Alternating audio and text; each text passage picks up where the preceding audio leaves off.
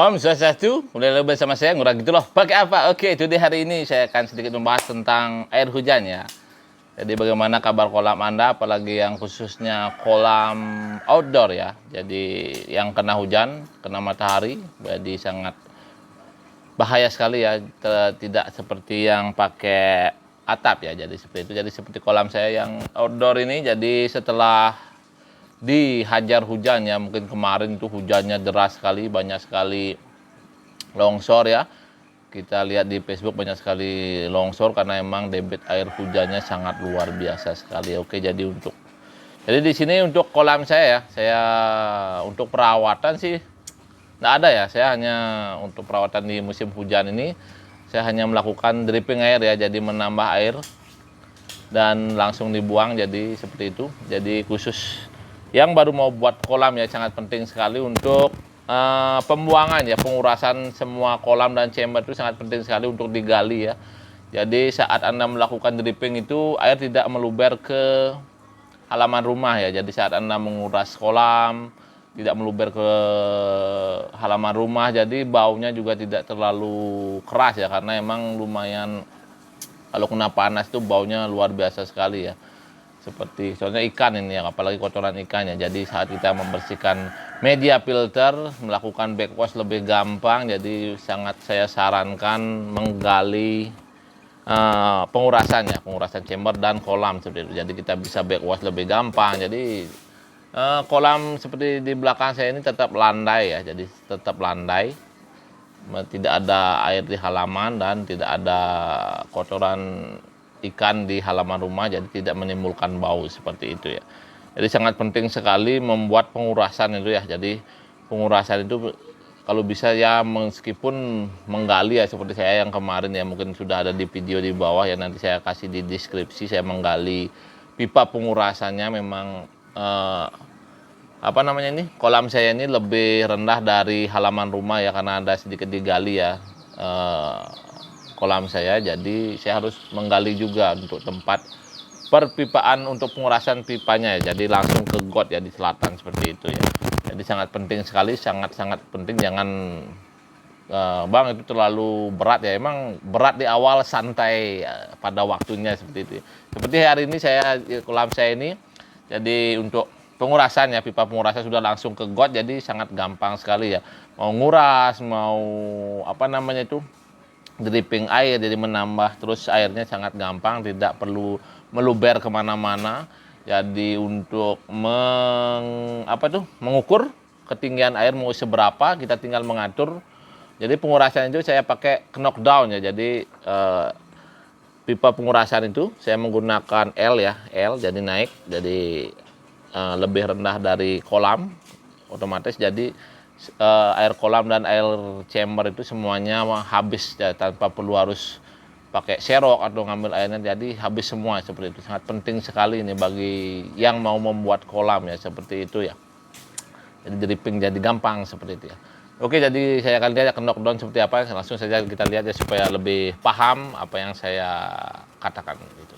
Oke, jadi seperti ini penampakan kolam koi saya setelah diguyur hujan selama 1 malam, mungkin dari jam berapa kemarin hujan ya.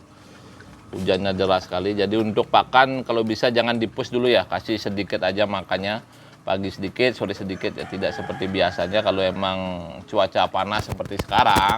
Sekarang sudah mulai terang ya cuacanya, jadi ini outdoor full hujan sekali. Tapi kalau bisa air hujan yang dari dari atap tuh jangan masuk ke kolam ya. Bisa untuk air hujan dari atap tuh jangan langsung ke kolam, kita isi talang air ya. Jadi kalau air hujan langsung dari langit itu lebih bagus daripada air hujan dari atap ya. Jadi kita kasih talang. Jadi ini kena air hujan full dari langit ya, seperti itu. Jadi seperti ini. Situasi kolam saya sedikit agak putih ya, jadi berdebu karena emang kemarinnya saya push pakan. Jadi untuk hari ini karena emang situasi hujan-hujan, kalau bisa jangan dipus pakan ya. Jadi ikannya sudah mulai banyak ya. Ini ada titipan sekitar 8 ekor ikan teman saya yang mau dijual ini ya. Jadi sudah mulai banyak penghuni, jadi penghuni titipan saja ya. Seperti itu. Jadi untuk ikannya sudah mulai sehat sekali, karena mungkin sekitar seminggu 2 minggu lalu ikan saya masih parkir-parkir di bawah ya. Biasanya yang besar-besar ini masih parkir di bawah dulu, karena emang habis kena pakan palsu itu, jamurnya mungkin keras sekali. Setelah itu saya keringkan 3 hari, terus saya kasih Red Blue Dog, saya kasih PK, terus terakhir saya kasih menggunakan Fly Koi. Akhirnya ikan sudah mulai sehat semua ya. Jadi tidak ada yang di dasar lagi, ikannya sudah mulai mau makan terus ya. Ini juga saya kasih sayur kangkung seperti itu. Jadi sudah aman ya. Chamber pertama ini sangat poin yang paling penting sekali ya. Jadi poin paling penting di chamber Anda ya. Jadi chamber pertama ya, ini ternyata ada ikan satu kesedot ya. Ini size-nya sekitar 25 cm, kesedot bottom drain ya, karena bottom drain saya ukurannya 3 dim. Jadi meskipun ikan kesedot tetap aman ya. Nanti kita pindahkan ke kolam.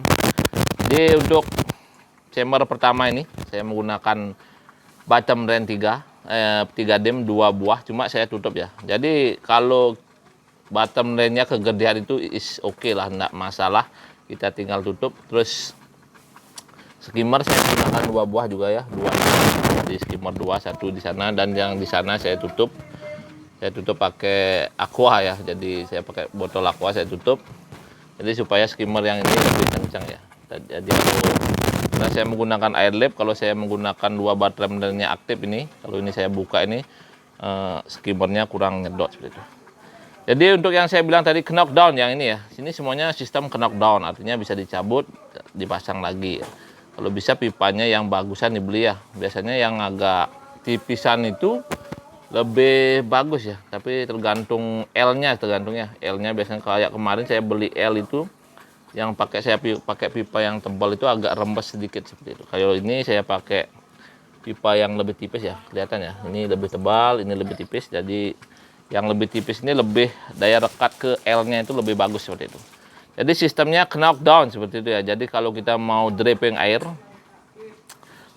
kolam, artinya menambah air terus menerus, jadi diganti dengan sesuai debit air keran seperti itu. Jadi dia langsung masuk ke tempat pengurasannya. Jadi ini ya pengurasannya. Jadi ini untuk pengurasan semuanya ya. Jadi pengurasan chamber, pengurasan kolam seperti itu.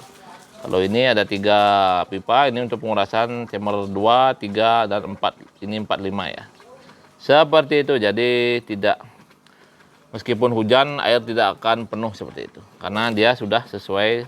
Jadi saya setting segini tinggi air kolamnya. Jadi meskipun hujan deras dia tidak akan penuh, karena dia langsung turun ke bawah seperti itu. Jadi poin yang paling penting sebenarnya ini adalah pengurasannya, karena kalau udah pengurasannya seandainya langsung ke halaman, nanti banjir halaman kita dan baunya juga lumayan jelek ya, karena emang kotoran ikan dan karena medianya pasti sangat-sangat kotor seperti itu. Jadi untuk perawatan air saat musim hujan tuh, kalau saya cuma dripping air, pakannya jangan nggak usah dipus, kasih sedikit-sedikit aja makannya. Jadi seperti itu, sangat gampang sekali ya. Untuk garam, karena garam ini juga lumayan ya. Jadi ini sekitar hampir 9.000 ya, 9 ton ya airnya. Jadi debit air sekitar 9.000 liter. Kalau saya pakai garam itu mungkin harus 9 kantong ya, 9 kilo garam. Jadi sekitar 9 kantong, harga 10.000, 90.000 tuh sekali kasih garam gitu. Jadi saya tidak menggunakan garam di musim hujan. Saya hanya melakukan dripping air. Terus pakannya jangan terlalu dipus ya. Jadi kalau mau makasih pakan, kasih sedikit aja. Mungkin segenggam saja pakannya. Pagi, siang, dan sore tetap makan ya. Kalau biasanya ngepus kan tetap, setiap kita di samping kolam tetap saya kasih makan seperti itu. Jadi seperti itu ya untuk air lapnya ya. Untuk air lap, untuk sistem air lap ini kencang ya. Jadi kelihatan ya, air yang masuk ke chamber tuh lumayan kencang sekali malah ya. Jadi untuk backwash ini mungkin saya lebih jarang backwash sekarang. sebulan sekali lah. Jadi ini untuk air labnya di sini. Saya menggunakan pipa 3 dim. Seperti itu. Jadi seperti ini situasi kolam saya setelah kena hujan ya kemarin. Wih, ngeri sekali hujannya ya. Jadi kalau chamber teman-teman agak kecil atau sedikit itu mungkin ya harus di backwash atau ditambah dengan garam seperti itu ya. Jadi di sini ini kura-kura saya masih berjemur ya. Kura-kura hijau ya. Ini umurnya hampir 8 tahun ya. Seperti itu. Jadi semoga saya bermanfaat ya. Jadi jangan ragu. Jangan ragu beli pipa, jangan ragu, dari awal saya sudah bilang jangan ragu beli pipa. Jangan ragu buat pengurasan kolam seperti itu. Karena itu sangat-sangat very important apa ya? Yang penting ya. Penting benar itu ya, important penting ya. Oke, jadi seperti itu ya penjelasan saya sedikit tentang menjaga kolam saat di musim hujan ya, karena emang bulan ini bulan apa ya, September atau Oktober sebenarnya sudah tidak ada hujan ya menurut sesuai yang dulu-dulu artinya yang, tapi sekarang memang kalau di Bali ya nggak tahu, kalau di Jawa mungkin hujan atau nggak tahu juga ya. Kalau di Bali di sini emang tetap hujan ya bulan-bulan ini ya, bulan 10 ya, bulan Oktober ya, September Oktober benar sekali, bulan 10. Musim hujannya itu nggak menentu ya, kadang sekarang kayak sekarang udah terang, tapi bakalan hujan aja mendung itu ada seperti itu ya. Jadi seperti itu. Yang pertama ya untuk perawatan kolam saat musim hujan yaitu draping air, pakannya disedikitin ya, pagi sore malam tetap kasih makan cuma sedikit, draping air. Kalau ada uang lebih boleh dikasih garam ya, kalau emang sehat seperti di kolam koi saya, kalau sehat nggak usah dikasih garam ya, kan sudah ada. Saya juga menggunakan media filter kerang oyster ya, saya menggunakan satu karung yang besar itu, saya beli harga berapa, 110.000 ya satu karung itu ya, daripada kita beli yang satu karung kecil itu lumayan 30.000 itu ya. Kalau satu karung besar itu mungkin jadi berapa karung kecil seperti itu. Jadi saya pakai untuk medianya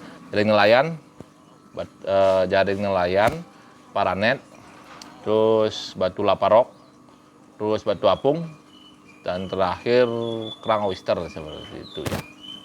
Jadi saya menggunakan 5 chamber dengan media seperti itu. Jadi untuk air habis kena hujan tuh jadi aman ya.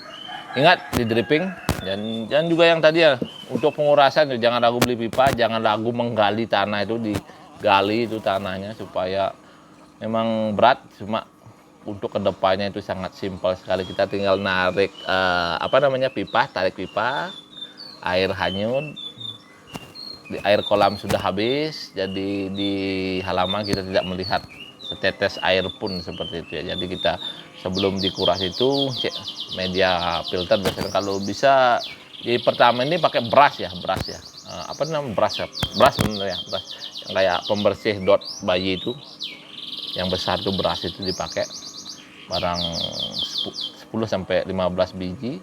Jadi tinggal dikocok aja, dikocok brushnya, pas mau backwash dikocok, diangkat langsung kita kuras di chamber pertama saja, dan mungkin berapa persen untuk air di kolam. Oke, semoga bermanfaat ya apa yang saya jelaskan. Kalau memang tidak mengerti langsung saja tanyakan di kolom komentar. Terima kasih yang sudah bertanya ya, terima kasih yang sudah, mungkin saya kemarin ada mengasih nomor WA saya 081 339 518 661. Jadi yang mau bertanya langsung saja ke WA saya. Banyak sekali yang WA saya yang baru mau buat kolam, ataupun kolamnya jadi tapi tidak masih ada beberapa kesalahan seperti itu. Jadi langsung saja WA ya, yang mau buat kolam langsung WA langsung WA. Kalau bisa sih di kolom komentar pasti saya jawab, tenang saja pasti. Tapi kemarin ada yang bilang, "Bang, saya komen di bawah nggak ada jawaban dari abang ya." Mungkin ketumpuk ya, ketindih mungkin komennya, karena biasanya setiap notifikasi itu pasti saya jawab seperti itu. Jadi jangan tahu, kalau emang saya nggak jawab di kolom komentar langsung saja ke WA, saya pasti akan saya jawab, dan saya akan memberi solusi yang terbaik untuk kolam baru Anda seperti itu. Jadi untuk yang mau baru buat kolam, baru isi air itu, jangan berharap langsung bening ikannya ya. Airnya jangan berharap langsung bening. Karena memang proses untuk matur air yang saya baca adalah 3 bulan seperti itu ya. Tapi nanti sudah saya kemarin juga ada share, nanti kalau lebih jelasnya 3 bulan itu ya. Jadi untuk kolam saya ini aja 3 bulan ya emang dari pertama. Untuk urutannya maaf ya kalau salah ya, biasanya agak kekuningan, begitu hijau pekat, begitu hitam pekat kayak kopi, baru dia bening gitu kayaknya ya, kalau nggak salah itu. Nanti kita baca lagi seperti itu. Jadi untuk perawatannya, kalau emang mau di outdoor itu, apalagi di outdoor ya, kolam baru itu pasti itu ikan tidak kelihatan. Jadi yang penting ikannya sehat itu sudah bersyukur ya, tidak ada yang mati ya. Biasanya kalau kolam baru itu yang punya kolam baru, sebentar ya.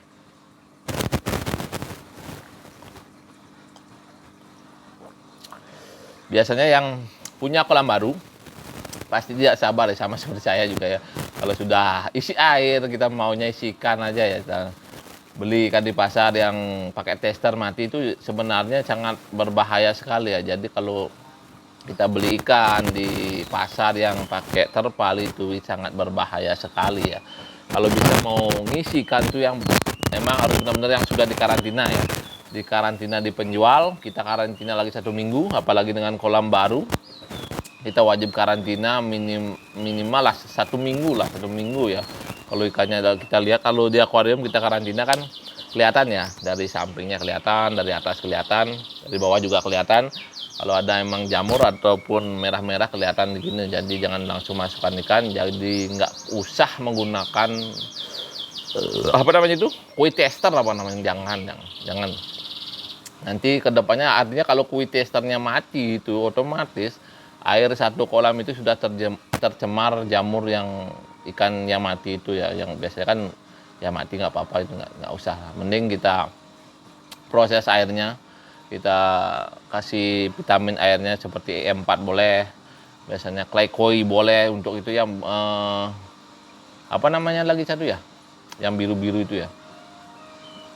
Untuk bakteri starter ya, bakteri starter biasanya kan ada yang bilang Yakult bagus, apa namanya lupa saya namanya. Pokoknya bakteri starter itu paling penting kalau untuk kolam baru ya, jadi dimasukkan, jadi tergantung berapa debit airnya seperti itu ya. Oke, sekian ya, semoga bermanfaat. Terima kasih yang sudah bertanya.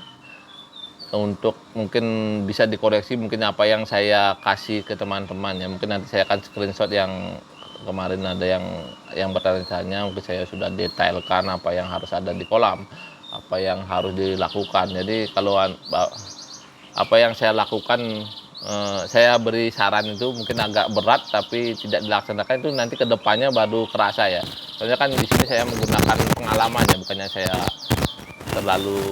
bukannya menggurui ya, saya cuma hanya menggunakan pengalaman saya di perkoian ya. Jadi saya sudah bongkar hampir berapa kali kolam ya, mungkin 3 kali bongkar kolam, jadi saya sedikit tahu seperti itu ya. Jadi apa yang saya alami, semoga teman-teman tidak mengalami seperti itu. Jadi apa yang